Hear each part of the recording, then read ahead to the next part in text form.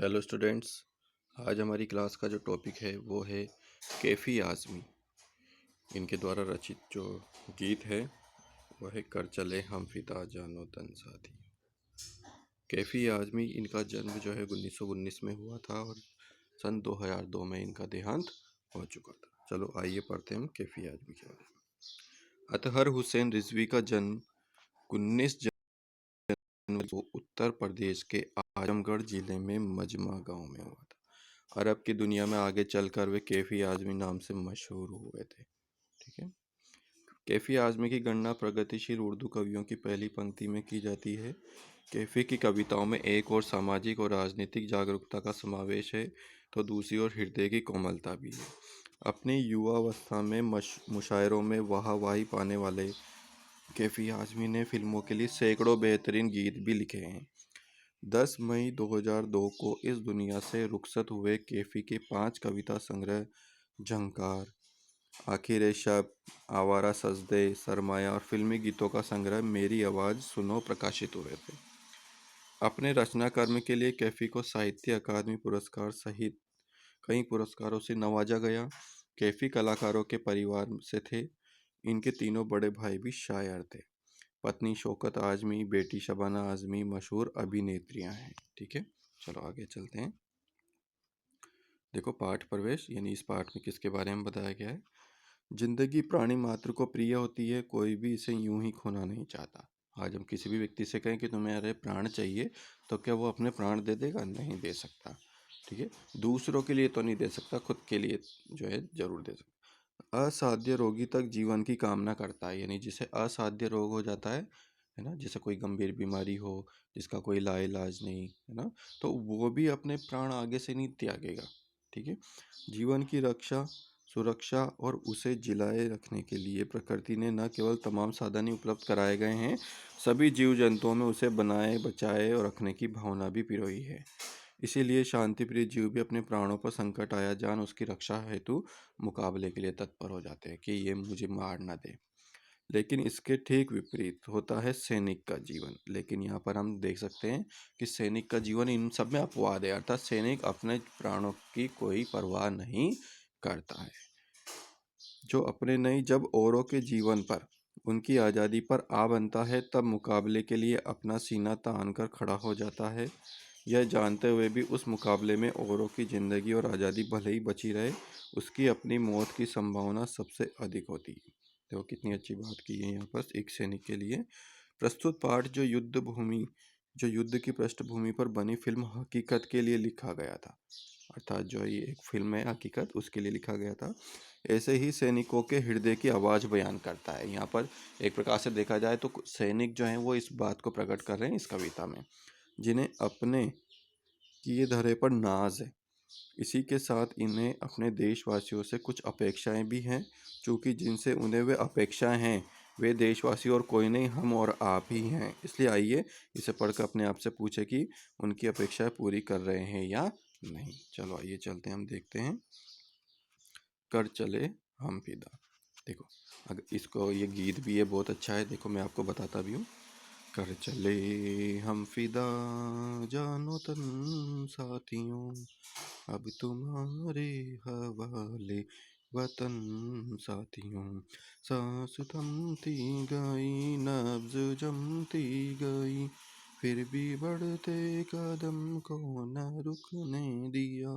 Cut गए sir हमारे तो कुछ गम नहीं, सर हिमालय का हमने न झुकने दिया। मरते मरते रहा बाक साथियों, अब तुम्हारे हवाले वतन साथियों। तो देखो इस प्रकार से ये गीत है जो मैंने आपको गाकर प्रस्तुत करने की इच्छा की है। हम इस गीत के माध्यम से हमें देखो क्या सीखना है, वो हमें यह ध्यान रखना है। देखो वो कह रहे हैं कर चले हम फिदा। यहाँ पर जो सैनिक है जो युद्ध भूमि में युद्ध लड़ते हुए वीर गति को प्राप्त होने जा रहे हैं, तो वो अपने मन की इच्छाओं को पूरा करना चाहते हैं। वो अपने मन से क्या कह रहे हैं, कर चले हम फिदा जानो तन साथियों। कर चले यानी अब हम क्या है, वीर गति को प्राप्त होने जा रहे हैं। हे साथियों, अब तुम्हारे हवाले वतन साथियों। हे साथियों मतलब हे नव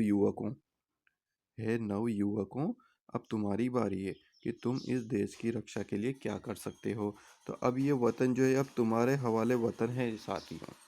अब ये देश का किसके हवाले है? नवयुवकों, ये तुम्हारे हवाले है। सांस थमती गई, नब्ज जमती गई। हमारी सांस तो अब थमती चली जा रही है और नब्ज यानी नाड़ी जो नस होती है वो भी अब जमती चली जा रही है, यानी हमारे प्राण अब सूखते चले जा रहे हैं। फिर भी बढ़ते कदम को न रुकने दिया, लेकिन फिर भी हमने दुश्मन के जो कदम बढ़ रहे थे हमारी ओर जो है, हमने फिर भी बढ़ते कदम को न रुकने दिया। जो कदम बढ़े जा रहे थे हमने इनको, हमारे जो सांसों की तरफ जो प्राणों लेने जा रहे थे उनको हमने रुकने नहीं दिया। कट गए सर हमारे तो कुछ गम लिए, लेकिन इस बीच जो दुश्मनों के सिर हमने काटे हैं तो उस बीच हमारे भी सर कट गए हैं देखो। यानी कि हमने भी अपने प्राणों का बलिदान किया है, तो हमें कोई गम नहीं है, कोई दुख नहीं है, कोई शोक नहीं है। सर हिमालय का हमने न झुकने दिया। और भारत की जो शान है हिमालय पर्वत, जो मुकुट के रूप में, भारत का मुकुट कौन कहलाता है? हिमालय पर्वत कहलाता है। ठीक है, जो भारत है उस भारत का ये मुकुट कहलाता है, क्योंकि ये हिमालय पर्वत इसके ऊपर विराजमान है, तो ये एक मुकुट है। तो इसका सिर हमने कभी झुकने नहीं दिया। मरते मरते रहा बांकपन साथियों, है साथियों, मरते मरते जो है हमारा स्वाभिमान, बांकपन का मतलब था स्वाभिमान, मरते मरते हम रहा हमारा स्वाभिमान साथियों, अब तुम्हारे हवाले ये वतन साथियों। जिंदा रहने के मौसम बहुत हैं मगर जान देने की रुत रोज आती नहीं। हुस्न और इश्क दोनों को रुसवा करे वो जवानी जो खूह में नहाती नहीं। आज धरती बनी है दुल्हन साथियों, अब तुम्हारे हवाले वतन साथियों। तो देखो यहाँ कहा है कि जिंदा रहने के मौसम बहुत है मगर, जिंदा रहने के तो बहुत सारे मौसम है, ठीक है, यानी हमें जीने का मौका तो बहुत मिलेंगे। जान देने की रुत रोज आती नहीं, जान देने की का मौका रोज रोज नहीं आता है। हुस्न और इश्क दोनों को रुसवा कर, हुस्न और इश्क का मतलब क्या है? हुस्न और उसका मतलब है प्रेम, यानी प्रेम, सौंदर्य और प्रेम। देखो, हुस्न और इश्क का मतलब है सौंदर्य और प्रेम, ये दोनों हैं। दोनों को रुसवा कर वो जवानी जो खून में नहाती नहीं। जो जवानी, जो युवावस्था है, जो खून में नहाना चाहते हैं, उनके लिए यह बहुत अच्छा मौका है। खून में नहाना मतलब अपने प्राणों को न्यौछावर करना। आज धरती बनी है दुल्हन साथियों, अब तुम्हारे हवाले वतन साथियों। अर्थात जो है सौंदर्य का सच्चा प्रेमी वही है जो उसके लिए अपने प्राणों का बलिदान करने को उत्सुक रहता है। आज ये मातृभूमि क्या बनी है? दुल्हन बनी है साथियों। आज ये मातृभूमि दुल्हन के रूप में सजी है, जो सौंदर्य और प्रेम दोनों का प्रतीक है। तो इसे पाने और इसकी रक्षा करने के लिए हमें खून में नहाने के लिए तैयार रहना है साथियों। तो इसी प्रयत्न में यदि प्राण भी हमारे चले जाएं तो उसकी कोई सी भी प्रकार की कोई परवाह नहीं करनी है। ठीक है, अगला देखते हैं। राह कुर्बानियों की न वीरान हो तुम सजाते ही रहना नए काफिले। फतह का जश्न इस जश्न के बाद है, जिंदगी मौत से मिल रही है गले। बांध लो अपने सर से कफन साथियों, अब तुम्हारे हवाले वतन साथियों। तो देखिए यहाँ पर जो है कह रहे हैं, राह कुर्बानियों की न वीरान हो। यहाँ पर जो है सैनिक जो अपने प्राणों का बलिदान कर रहे हैं, जो उनके प्राण सूखने वाले हैं उनके, तो वो कह रहे हैं साथियों, है नवयुवकों, है देश के नवयुवकों, राह कुर्बानियों की वीरान नहीं होनी चाहिए। अर्थात देश में जान देने वालों की, प्राण न्यौछावर करने वालों की कोई कमी नहीं आनी चाहिए। तुम सजाते ही रहना नए काफिले। तुम नए काफिले अर्थात नए नए जो है यात्रियों का जो समूह होता है काफिले, अर्थात तुम ऐसे ग्रुप बनाते रहें जिसमें प्राणों को न्यौछावर करने के लिए बड़ी संख्या में सब नवयुवक आगे आए। पता क्यों? क्योंकि जो है जितने हमारे देश में जितने ज़्यादा प्राणों को न्यौछावर करने वालों की संख्या जितनी ज़्यादा होगी, उतनी हमारी आज़ादी को वजह बिल्कुल भी खतरा नहीं होगा किसी से भी। अर्थात हर व्यक्ति अगर जान देने के लिए तैयार रहेगा तो कोई भी देश का दुश्मन, किसी अन्य देश के दुश्मन, कोई भी अन्य देश का दुश्मन हमारे देश की तरफ आंख उठाकर भी नहीं देख सकता। फतह का जश्न इस जश्न के बाद है। फतह का जश्न यानी जीत का उत्सव मनाने से पहले, इस जश्न के बाद यानी मौत का जश्न मनाया जाना चाहिए। जिंदगी मौत से मिल रही है गले। जिंदगी मौत से गले मतलब हमें हंसते हंसते मौत को गले में लगाना चाहिए। ऐसा नहीं है कि मौत से भागना चाहिए, बल्कि अगर मौत हमें मिल रही है तो हमें हंसते हंसते गले लगाना चाहिए।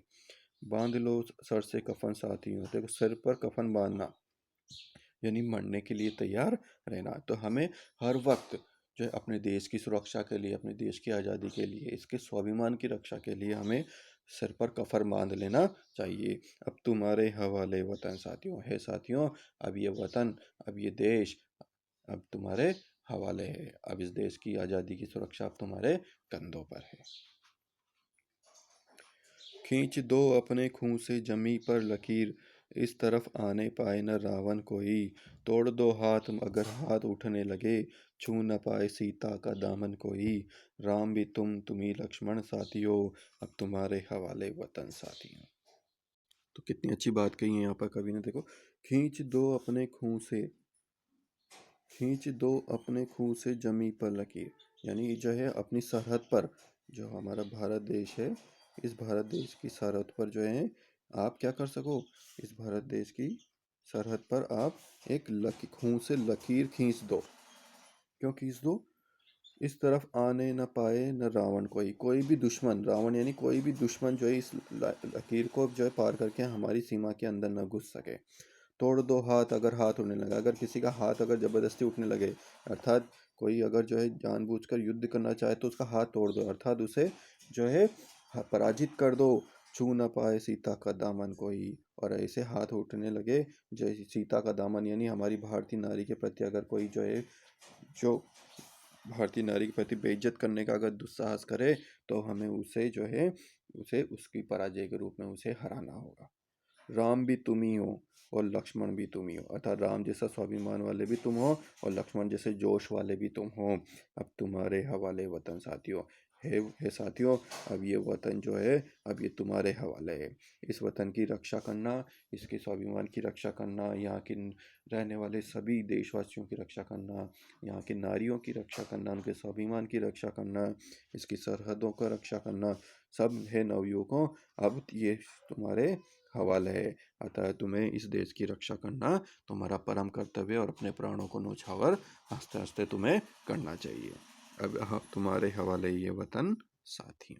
तो इस प्रकार से हमने देखा कि यहाँ पर जो गीत है वो एक नवयुवकों के प्रति है, जो देश के नवयुवक हैं, जो देश के नवयुवक हैं, जो आने वाली पीढ़ी है, जो तैयार हो रही है, जो नवयुवक हैं, जो 14 वर्ष से लेकर 18 वर्ष के बीच के हैं, उन सभी नवयुवकों से यहाँ पर ये जो सैनिक है वो कह रहे हैं कि अब हमारे प्राण निकलने वाले हैं, हम अपने प्राण त्यागने वाले हैं, अतः तुम्हें अपने देश के लिए तैयार होना है और इस देश की सुरक्षा की जिम्मेदारी अब तुम्हें अपने कंधों पर लेनी है।